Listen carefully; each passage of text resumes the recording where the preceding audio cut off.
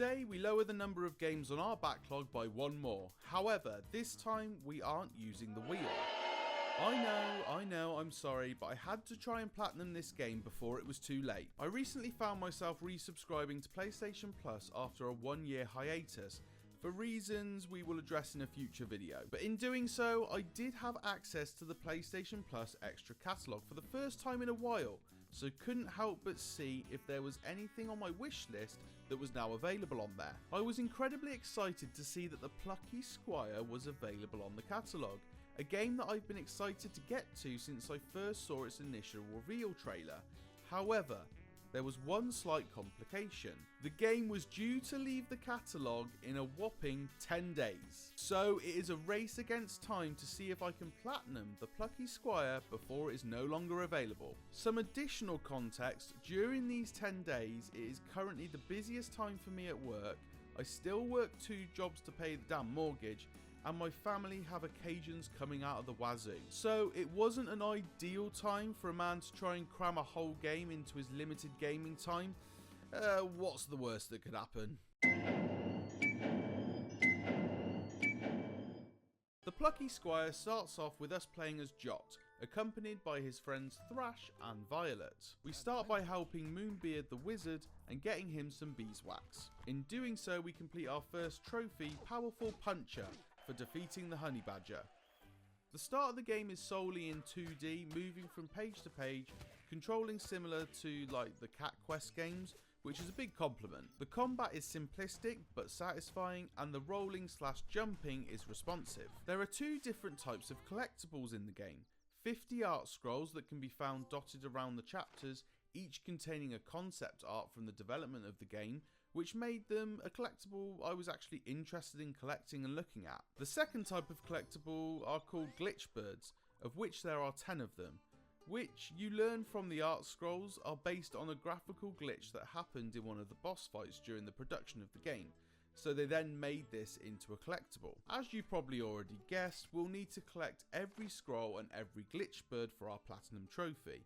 More on that grind later. Speaking of trophies, at the start of the game you get a choice between story mode and adventure mode, story mode being the easy playthrough and adventure being more of a challenge. Now, I am usually an advocate for baby mode, but for some reason I chose to do the challenge. I don't know why, but it was calling me. Looking back, this was a great idea, as it turns out that by playing adventure mode I was also unlocking the trophy for completing the game in story mode, and also the one for adventure mode too. It stacks up, meaning we managed to dodge a second playthrough. Hurrah! Our next mission is to head to Tomb Tower, where the evil sorcerer Humgrump is causing mischief. I helped a cat eat some biscuits en route, before then purchasing some upgrades, including the ability to throw our sword. It was at this point I fell asleep. 40 minutes into a gaming session and I crash out. This may be the reason we don't finish this game before it leaves PS Plus. Day 2 started with the Impassable Cave, a 2D side-scrolling section that is found at numerous points throughout the game. 2D side-scrolling is not my preferred gaming genre at all, so I was a little bit initially put out by this, but these sections don't last long, so it is survivable. A main mechanic in the Plucky Squire is the use of words to alter your surroundings. This is a really cool mechanic and works well to find some hidden additional secrets at times, often resulting in a trophy or 2. As well as combat and word swapping, there are gold keys to find that can help you unlock doors to help lead you through the progression route. We then found ourselves facing with the main villain of the story, Humgrump, who is sick and tired of always losing in these storybooks. Therefore, he banishes us out of the book in an attempt to rewrite the story. This is our first experience of the 3D world outside of the book, which was one of the main reasons I was so keen to try this game. Essentially, the Plucky Squire, Jot, is a hero from a children's storybook, and the villain Humgrump banishes us outside of the book and into a little boy's bedroom. I earned the trophy Optimistic Explorer for trying to venture off the desk, a nod to people's expectation of this title, whereas in reality the 3D element of this game is quite limited in boundaries. It's just set to the desk on this kid's room. The 3D segment consisted of some simple puzzles, stealth, and a bookworm called Paige. I was a little underwhelmed as I expected a bit more from the 3D sections of this game, but what it did make me realise was that I actually loved the action happening inside the book. We acquired the turn gauntlets and made our way back to the book. We now have the ability to jump in and out of the book using green portals, adding another dimension to our puzzle solving. We then finished here for the evening just as we entered a swampy land. Day 3 saw us work our way through the swamp area using the 2D and 3D world to help us navigate through the puzzles. We unlocked the ability to throw our sword, which gave us ranged attacks, which certainly helped with some of the enemies. The next area allowed for some more wordplay, including earning a trophy for making a frog rather huge. Whilst working my way through the first 3 chapters or so, I tried really hard not to miss any of the collectibles. However, we have missed one. This does worry me a little, as I have read reports that the chapter select in this game can be a little bit bugged, making clearing up collectibles at the end of the game very difficult. I could feel a second playthrough looming, and we know how I feel about that. As we came into the next chapter, we did acquire the one missable trophy I was aware of, for catching this fish first time. Our next 3D section sees us climb up a huge castle, to then partake in an RPG-esque turn-based battle against the Elf Ranger to acquire her bow. This will come in handy later. We then went to Shakespeare Snail Country and come across our first performance issue. The frame rate drops whilst fighting these caterpillars. It was pretty drastic in places. It didn't make the game unplayable by any stretch, but it was not easy on the eye at all. Day 4 saw us put our new bow to good use, defeating the big bug that plagued the snail's land. I did fail this first time, but then walked past it at the second attempt, which maybe tells you where the difficulty sits for this game.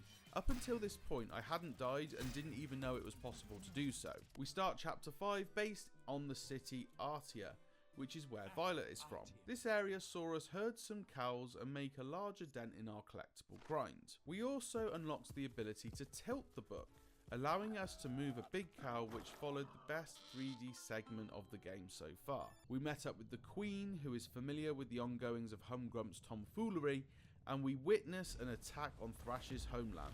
This sets up nicely to the start of chapter 6, very metal. A new traversal technique comes into play here, allowing us to momentarily leave the book whilst flying through the air to clear gaps. Day 5 saw us continue towards Thrash's homeland, through a desert-like area filled with new puzzles and enemies to work through. We met Krong, Thrash's uncle, who warned us of the battles ahead before unfortunately passing away. This area pushed our abilities to jump around different pages to solve problems, including the area you see now, with a moving cart, which was one of the more enjoyable puzzle rooms in the game. We then partake in a training battle between Thrash and Krong, which was a rhythm-based minigame bouncing objects away from Thrash, most likely preparing us for battles to come. We did have a page where we had to alter the position of the word cheese to get past this vicious rat. It was also a word we need for a number of upcoming trophies, so definitely worth remembering where that is. This gaming session ended in the 3D world with a new jetpack mechanic, which allowed us to explore the desktop with more verticality. The first job now we have with the jetpack for this segment is to travel to the highest point in the room to collect this scroll, unlocking us the trophy Star Walker. The premise of the remainder of this 3D segment is the rocket on our back's father is missing a few pieces, so we travel around the desk completing tasks for different people and retrieving the 3 rocket pieces on our way.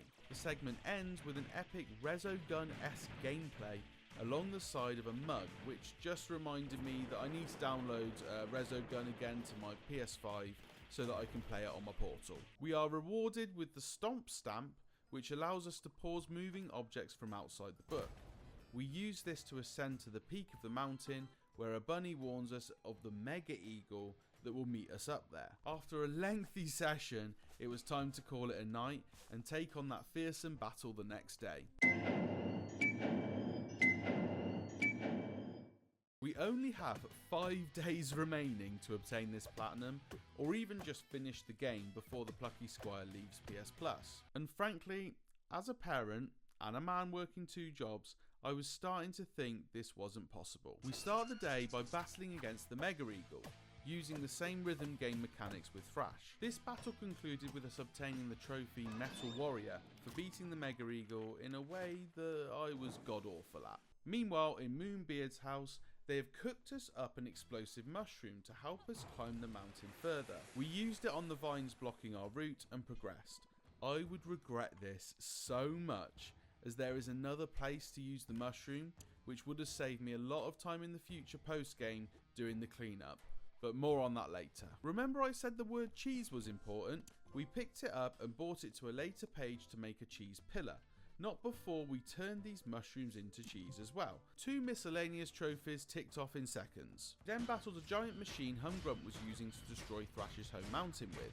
And that ended another night in the Plucky Squire. Now, many of the characters outside of the main characters we meet along the way in the Plucky Squire are somewhat forgettable. But not Tumber, he is a legend. This little pink digging machine helps us navigate our way through the chapter Beach Battle Boogie, digging holes and providing the odd funny comment along the way. Not to mention some great dancing. We love Tumber. If you do too, please like this video and consider subscribing for more content just like this. It feels like there isn't much to talk about from this chapter, but it was an enjoyable one. Cool beach environment with enjoyable puzzles and varied enemies with collectibles that didn't need a guide. Just really good flowing segment of the game with a cool dino themed 3D section to boot. It all finishes with us turning Humgrump's forces away from the Flamingo Beach but accidentally directing them towards the city of Artia. The Battle of Artia is a frantic one, with loads of tanks and enemies everywhere. We battle Humgrump's mage using Violet's minigame, which is basically a colour matching game. I enjoyed playing this minigame, but it's safe to say I suck at it. Controls were a little sensitive in this one, at least it felt like I wasn't entirely in control of where my shots were going.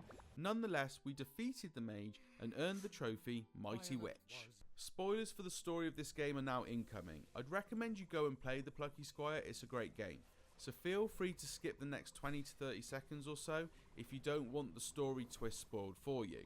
We come up against Humgrump and are backed up by the appearance of Moonbeard. It turns out these two are brothers, and Humgrump has always been jealous of his older, more talented brother.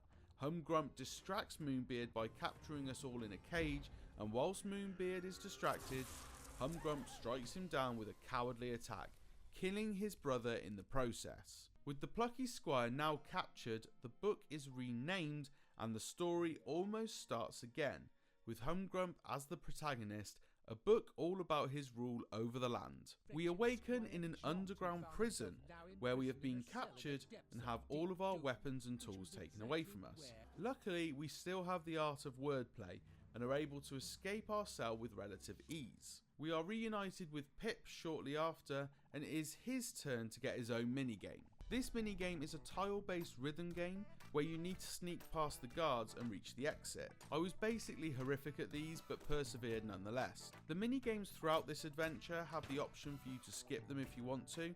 I have read that you still get the trophies for them even if you do skip, but you're not really completing the game in my opinion. However, it was a nice option to have when you are replaying the game to get those collectibles in some chapters later on. We broke Violet out of her cell and then made our way through another data center, before then being forced to leave the book into the 3D world to try and regain access to our weapons and gadgets. Here is where I yet again fell asleep whilst gaming.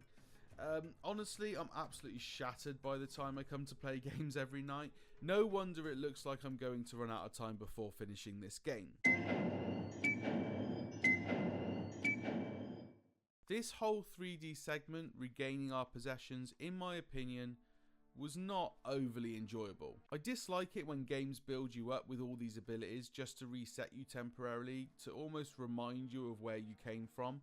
These segments feel as though they are just there to extend your time with a game more than anything else, especially when you're regaining one item at a time. I did, however, enjoy throwing these bombs down on the soldiers that lay below.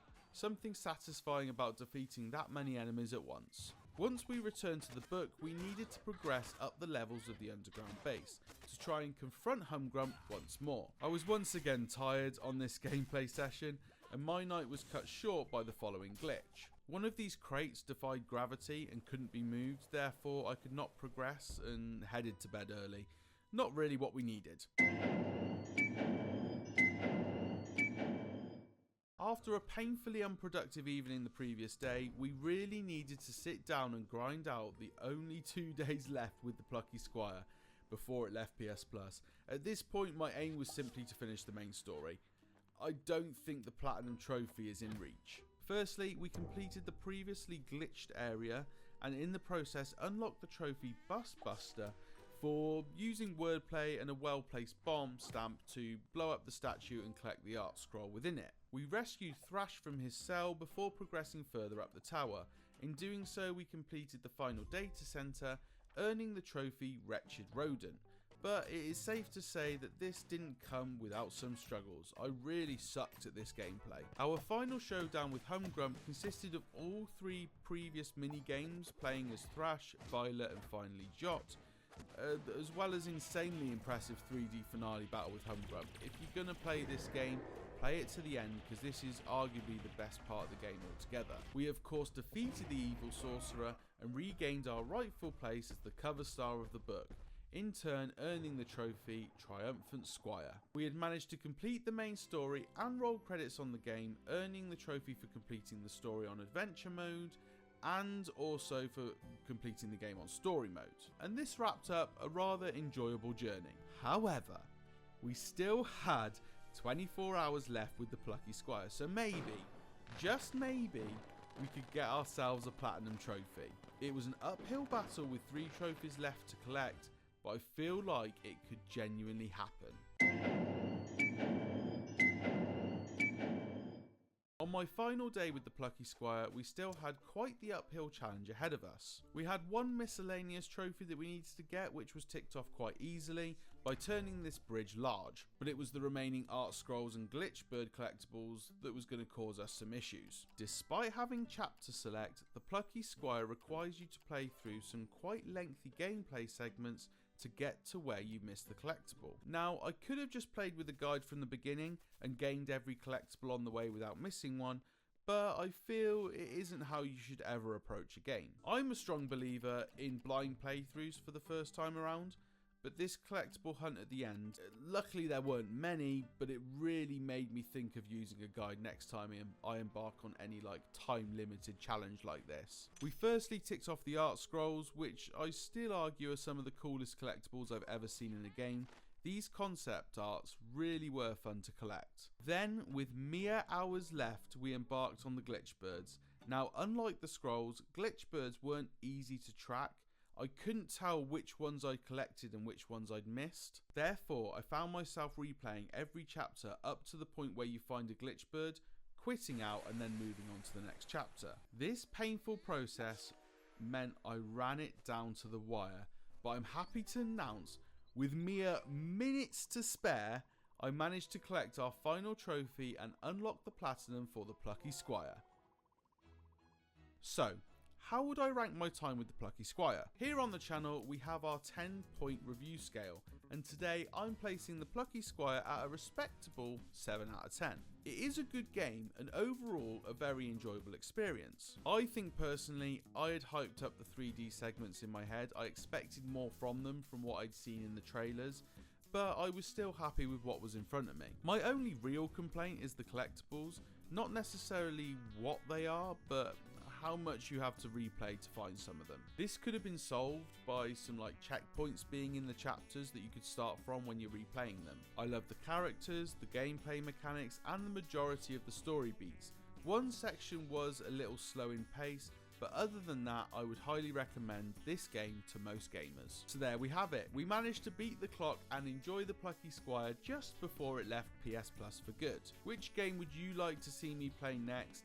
Shall we tackle another PS Plus title or return to the backlog wheel? Let me know in the comments down below. Be sure to subscribe to the channel if you're new, and I'll see you in the next one.